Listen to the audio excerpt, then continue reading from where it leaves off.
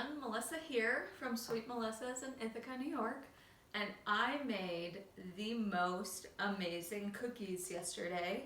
I used my recipe that I just showed you, my chocolate chip cookie recipe, and I made a few tweaks, and I made these jumbo chocolate chip and chocolate chunk cookies.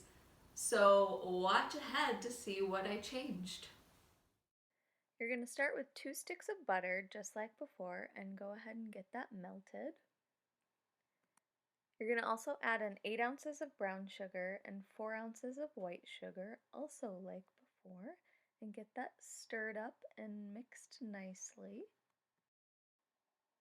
Now you're going to want to let that sit out a little bit before you add in your eggs.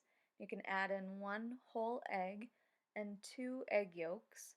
The egg yolks replace our milk. The milk helps the cookies spread out, but we want these to be thick and tall and awesome, and egg yolks will add in a nice richness and body to those cookies.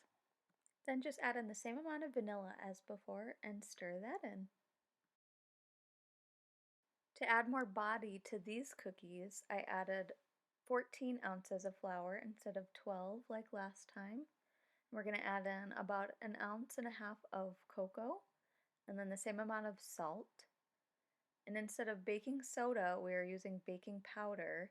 So if you remember, baking powder puffs up and baking soda spreads. And here I'm adding in a lot of really delicious chocolate, some big chocolate chips, and then I chopped up some chocolate chunks to add into these incredible cookies.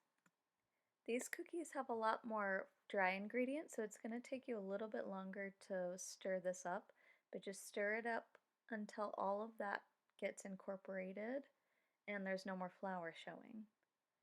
Then you're going to want to portion these out. I used this huge scooper, and I know most of you probably won't have this, but it accounted for about 2/3 of a cup of dough.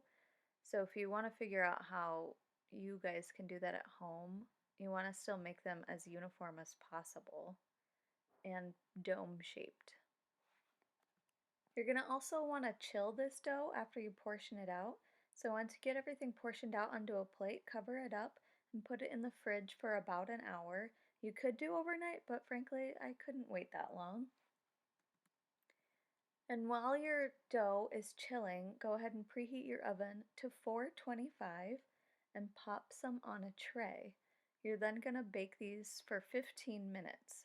And trust me, they're going to be crunchy on the outside and doughy and delicious on the inside.